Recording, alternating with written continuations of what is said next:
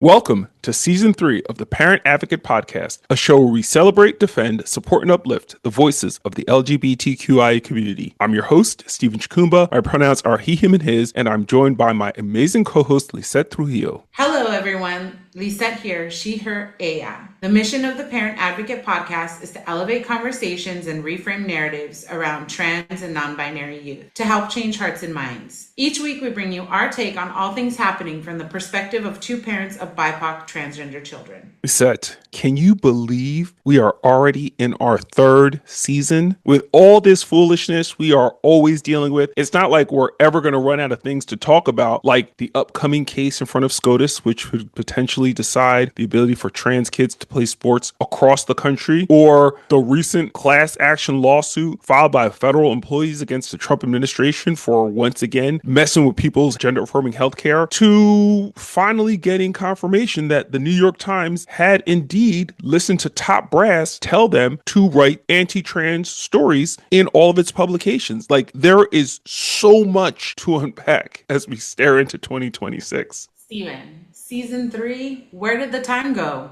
I have no idea, but we're going to get into it. So welcome everyone to episode 1 of season 3 of the Parent Advocate Podcast. Let's get into it. I can't wait. All right, so Lisette, before we get into it, let's set the tone for 2026 by talking about what we are manifesting for this year. I did this with the kids on New Year's Eve, and it would be a great way for us to launch our new season and the year. So what are you manifesting in 2026? And then tell me how you rang in the year. Okay, so we have the year of the horse. Fire horse, as they say. And it's supposed to be like Leo, Saggy, Aries, Aquarius season. And Gemini. When's your birthday? What are you again? Taurus. No, I think you're in, maybe not. But those are the ones I remember. Anyway, so Jose, Daniel, and I are Aries, Aquarius, and Leos. So we were like, after 2025, we deserve a win, right? Like, we just need it to be our year. What are we manifesting this year? That we get our life back on track? Which we're already halfway there, that Daniel gets into the art school of his dreams in Madrid. And honestly, we need to get picked up by iHeartRadio or something. We need our podcast to go live. We need more parents to subscribe to our Substacks because honestly, we put out great information. And I hope that the parent communities that we are building and running continue to grow. And I hope that parents continue to find support in those spaces. Honestly, there's a lot going on, but at the top of all of this, I truly hope that our children continue to thrive, continue to believe in themselves, and continue to push through and excel in spite of what the world tells them. How did we ring in the new year? We hung out with friends. We had some friends visiting us from Tucson, and then we hung out with friends who moved to Valencia and are from Tucson. So it was like a little Tucson scene in Valencia, which was pretty cool. And tonight is a holiday as well. And so people are getting ready to go out and celebrate because it's the Three Kings Day. So lots of party in España. How about you? Tell me about what you're manifesting for 2026 and how did you ring in the new year? First, I love your manifestation because there was all that goodness, all that worldly goodness. I'm not going to tell you about my manifestation with the kids. It was very me-centric because that's how the conversation went. But I think I'm going to join your manifestation. Of course, we're going to get picked up because this podcast is fire. Of course, we're going to have so many subscribers to our Substack. We may just have to quit our day jobs. Of course, the dads is finna win all form of awards all across this globe. Okay, forget the country, across the globe, because people are going to be so moved by the story. And I like what you said. Our children will be fully realized, happy, healthy, thriving, despite all the bullshit. And I'm going to add a caveat because there's going to be less bullshit in 2026. Let's manifest that. I can manifest all day if I'm being honest, but let me tell you about what the past week was like because I rang in the new year. partner down the block with the neighbors, playing spades, getting my ass beat for the third year in a row. Lisette, it is terrible. And the problem is, I talk smack. I talk smack. You can't play spades and not talk smack.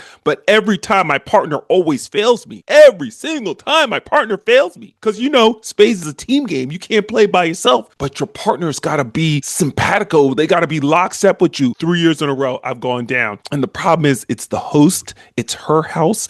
And she and her partner are always the ones that are beating me and my partner every single year. It's really hard. So for 2026, 2027, I'm manifesting whooping her ass the next time we play. Let's talk about that. So I will light a velita for you. Put some prayers out. We got this. put all the energy out that you can. I need it. I absolutely need it. Oh, it's so hard. It's so hard. Lisette, it's so hard to lose, to be so close and then to lose. Anywho, I didn't tell you about how I got hooked up for Christmas. Like I got laced. Nicole laced me with hella Adidas. And then our anniversary is the first. And so she laced me with hella more Adidas. Child, I'm a literal walking billboard. If this damn company does not give me an endorsement deal, I am manifesting an endorsement deal with Adidas in 2026. Okay. That's the other thing that's going to happen.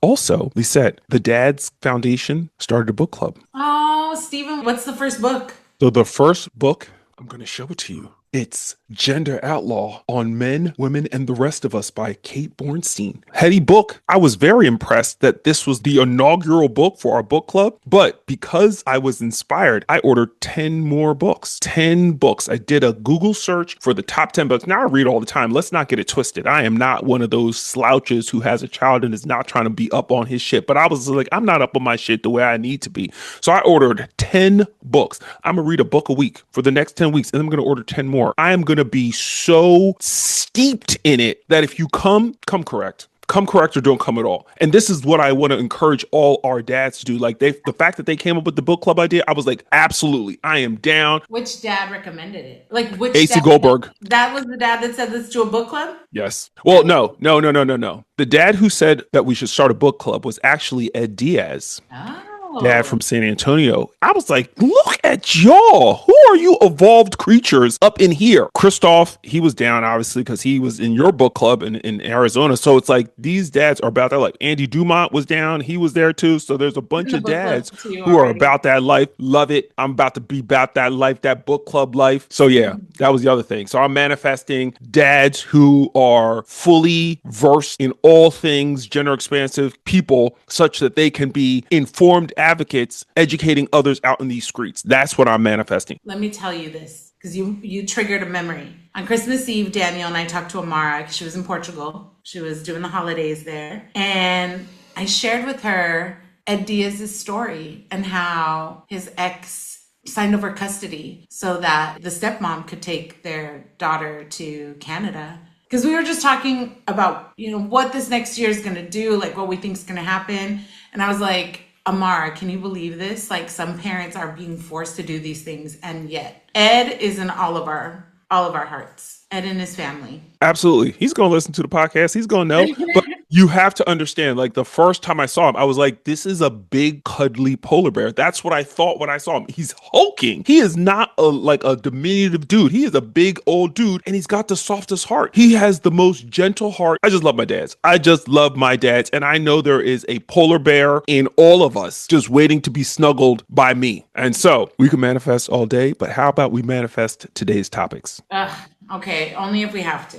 All right, Lisette, I cannot believe we are starting yet another year waiting to hear from SCOTUS on another case that could have impacts for transgender people across the entire country. On January 13th, the Supreme Court is going to hear oral arguments on the case of BJP versus West Virginia. And once again, we could be waiting on a decision from this Supreme Court that would detrimentally impact the rights of trans athletes to play sports across the entire country. Where I'm going to be on the 13th is on the steps of the Supreme Court to make sure that they know that this is not something they can shadow docket or just pass some bullshit without people actually paying attention and saying something. Stephen, I wish I could be there with you. I hope that there is a huge turnout on the 13th. I can't tell you how tired I am of having this discussion around trans inclusion in sports, especially around grade school to high school age participation, considering that it's really just such a small percentage of youth, of trans youth, that are actually even eligible to play sports in their states. I mean,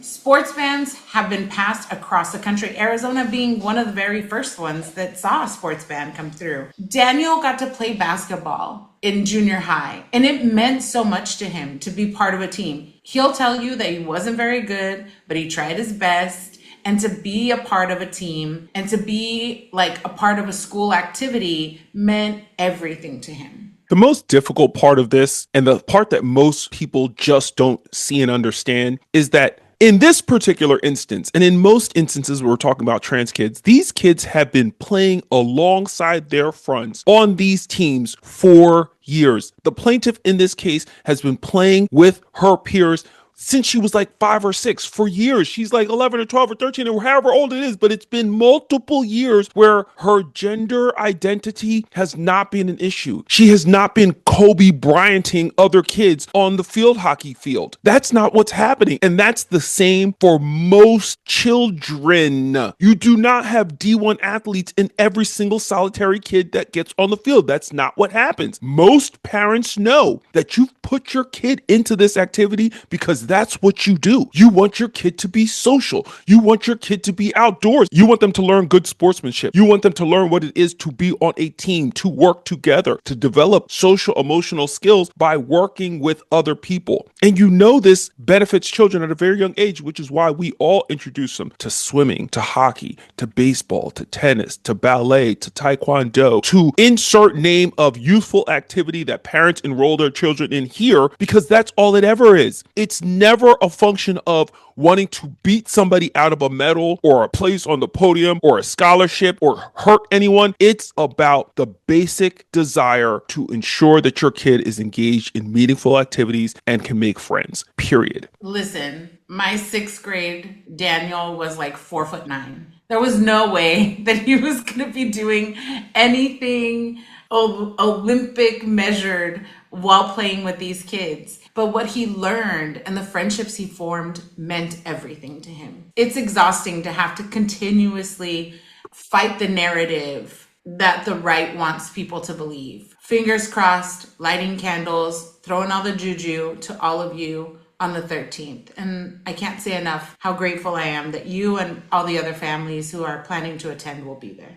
All right, Stephen, away from SCOTUS, can we talk about the class action lawsuit filed by the Human Rights Campaign on behalf of federal employees? This was all because of an OPM carrier letter directing insurance providers to deny coverage for gender-affirming care under the Federal Employee Health Benefits Act. Once again, we are dealing with that bullshit. This is not the first time the Trump administration has attempted to strip federal employees of their benefits. And I don't understand how you can take something that everyone else is getting away from a specific group because they're utilizing a benefit of their policy. It's like if I had cancer and you said, nope, we're not going to let you do that because we're not going to cover cancer. How are you going to pick out a specific subset of services being insured, being covered for a subset of people and somehow think that that's fair or right? How are people who volunteer to work in service of this country being told that they cannot have a benefit that they've earned, that you're going to take away retirement benefits, you're going to take away healthcare benefits,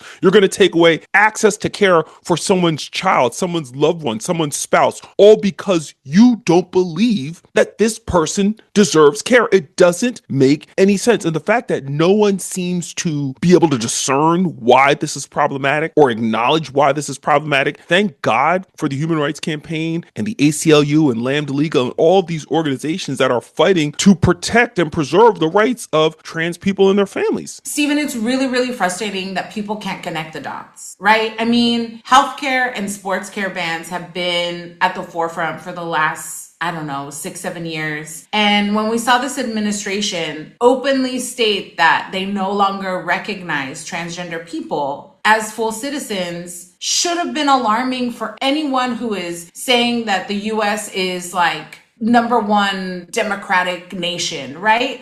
Like the fact that there's a percentage of people who the US government is like, we no longer recognize you.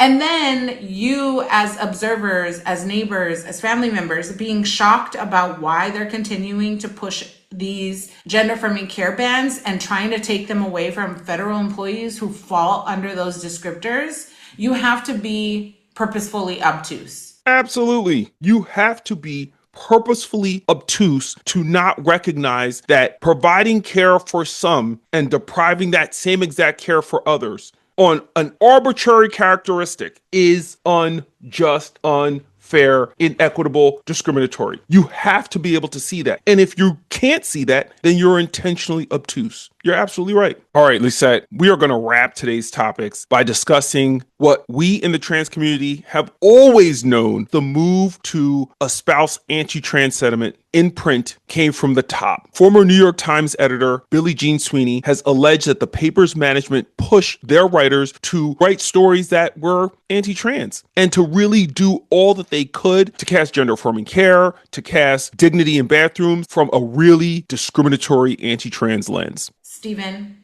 as someone who was burned in the Emily Bazelon piece, this is no shock, right? And even when I first spoke to Emily Bazelon, I told her that I did not trust their publication because they had been pushing anti-trans rhetoric for quite some time. But because the New York Times was believed to be this like bastion of progressiveness, people were reading this misinformation and believing it. Parents, affirming parents, were reading this and questioning their support of their children. The New York Times has caused a lot of harm, and I hope that karma comes rapidly. Honestly, I believe that at the end of the day, the truth coming to light is the karma. It is the thing that was supposed to happen because just like the Epstein files, just like all of these right-wing sexual predators, pedophiles whose names are now all over social media, all over the press, like all of the wrong that they do, as much as you may try to suppress, is inevitably going to come to the light. And so I know you're not surprised because, yeah, when you go from being a really even-handed, verifiable source of information for the majority of your existence to suddenly being hell-bent on casting one group of people in such a disparaging way without that former even-handed approach to journalism, there must be a motivation. And as we now know, that motivation is because that's what they wanted to do. That's what they were intent on doing. And again, we know the long game that the right has been playing has been a long game. It wasn't something that they just came up with. They have been intent for a long time as casting certain people, specifically marginalized group, as others to ensure that the unwashed masses aren't paying attention to like the great train robbery that's been taking place for years right in front of their eyes. And I think the way that they were pushing medical misinformation was truly harmful, right? And we saw this with multiple articles. I spoke to Emily Bazelon for 4 hours. And I'm not even going to go into everything about that because I've shared that openly on Facebook. People can find it. But it's disappointing to see journalists tell people, you can talk to me, I will not cause harm, and then do the opposite. It's a reminder that journalism as we knew it, it's at stake, right? Like the thing that's protected in our Constitution is being manipulated and misused to harm our loved ones. And it's unfortunate. And I really hope that people will be critical about what they read instead of just believing what's being put in print. The sad part is we are not students of history. Yeah. We simply aren't. We are not observing the use of propaganda at the highest levels. We are not observing the use of the media as a shield to the corruption of the state. No one is actually actively paying attention because, for the most part, people in this country have been spoon-fed media, have been spoon-fed consumerism, have been spoon-fed capitalism, have been spoon-fed misogyny, have been spoon-fed transphobia, homophobia. They've been spoon-fed xenophobia. They've been spoon-fed all of this anti-Palestine, anti-immigrant stuff for so long that they don't even recognize it. They don't even recognize it being the poison that it is. They think it's normal. And how do you cause people who've been consuming violence for time immemorial that they're being tricked, that they're being hoodwinked, that they're being lied to? How do you convince them that that's happening? And again, once mainstream media becomes complicit in the lie, it becomes even more difficult. Literally, social media, and I say social media with air quotes, I reporting. Like that's all that's left for you to be able to discern what's really going on. Because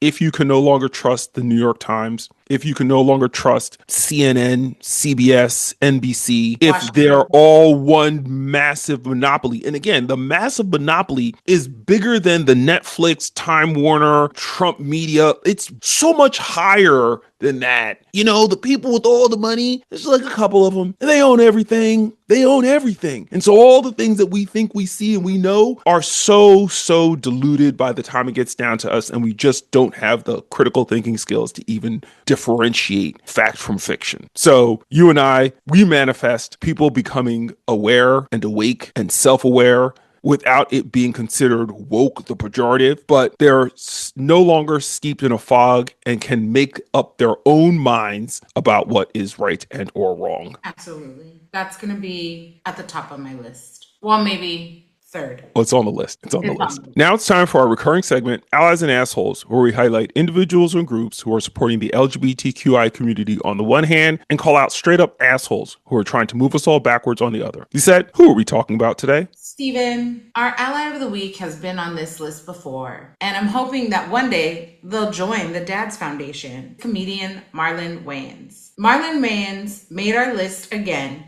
because he has taken to his platform to once again affirm the support of his transgender son in a recent podcast interview. Back in November 2023, the comedian and actor Marlon Wayans publicly affirmed his complete unconditional love for his transgender son Kai during an appearance on The Breakfast Club. Since then, he's continued to use his platform to support his son and advocate for the LGBTQ plus community. In a recent interview with the We in Miami podcast, Wayans reflected on that journey, sharing that he never expected to become a spokesperson for parents of trans children, but he stepped into the role because showing up for his child mattered more than anything else. I love this so much. I love this so much because as imperfect vessels as we may be, we are still the vessels that are here for our children and doing the best that we can. And when you have folks like Dave Chappelle being once again celebrated for his latest special and being a horrible transphobe, and you juxtapose that against Marlon Wayans, who has a new movie out,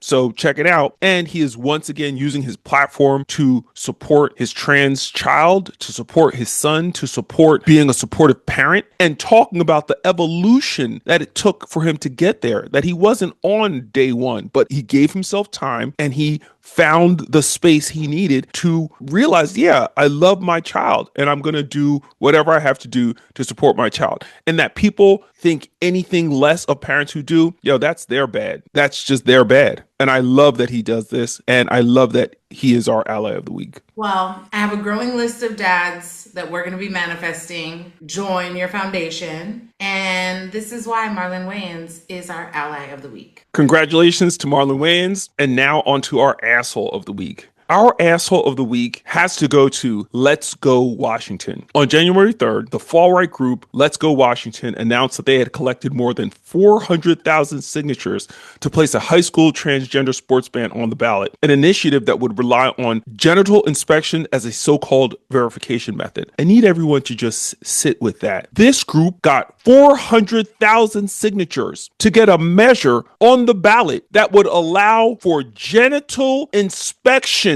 of children as a condition to play on sports. And if you do not think we lived in a fucked up, warped society when 400 adults say, yes, I am so against trans people that I will allow a child to have their genitals inspected in school as a condition to play on sports, then I don't know what a fucked up world is. Stephen, these types of policies have been being pushed for years across the country. Arizona was one of the very first states to have a sports ban measure filed in our state that would allow for genital inspections. And when we as parents testified against this bill and flagged it, the GOP was immediately like, oh, we didn't realize this language was there. But now to see 400,000 signatures being like, yep, we're good with this. This is not about protecting children. This is not about protecting girls in sports. This is a complete violation of our children's safety and well-being. I read this article. We talked about it before the show, and I'm still incapable of believing that this is not a line too far. This is not something that just shocks the conscience as it should for people to be all right with it. And it totally tracks, Lisette. It really does. It totally tracks. We have a pedophile as a president. We have a person who has committed sexual assault as a president. We have reams and reams of documentation of powerful people, of world leaders who have abused small girls. And yet we want to attack trans people. We don't want to look at the actual problem. We want to manufacture a problem and say, hey, look at that bad thing over there. And that part, I'm like, of course they got 400,000 signatures on this ballot measure because there's a lot of fucked up people out there. And this would not only hurt transgender people, this would hurt cis kids, right? Anyone who's questioned, any parent who says, hey, this child seems suspicious, we must check them. I mean, it's terrifying, truly terrifying to think about what the future of like academics and school sports is going to look like. Lisette, the fact that organizations like Let's Go Washington exist is appalling and disgusting. And this is why Let's Go Washington is our asshole of the week. Well, that's our show for today, folks. I got to give it up to my incredible co-host, Lisette Trujillo, for manifesting in 2026 with me. Thank you, Stephen. Thank you for manifesting with me. And thank you for all the work you're doing with the dads and for being at the SCOTUS rally on the 13th. It means everything to me. And to our listeners, know that we couldn't continue to do this podcast without you. So thank you for tuning in to the Parent Advocate Podcast. And folks, you can help in this manifesting as we enter season 3 of the Parent Advocate Podcast by subscribing to our Substack and YouTube channels, following us on Instagram and TikTok, and doing everything you've got to do to stay up to date with everything going on here at the Parent Advocate Podcast. Goodbye.